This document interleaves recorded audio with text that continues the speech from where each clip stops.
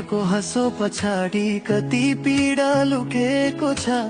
कसैलाई थाहा छैन तिम्रो मुटु कटिरुको छ।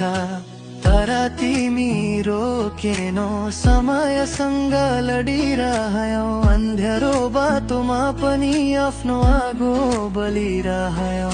हे विशाल चेत्री, तिम्रो कहानी सिर्फ तिम्रो हैन, हर माने मान्छेहरूको प्रेरणा हो। जिन्दगीले जति दुःख दिए पनि तिमी झुकेनौ, त्यसैले त आज सबैको मुटुमा बस्न सक्यौ। संघर्ष जै बाटो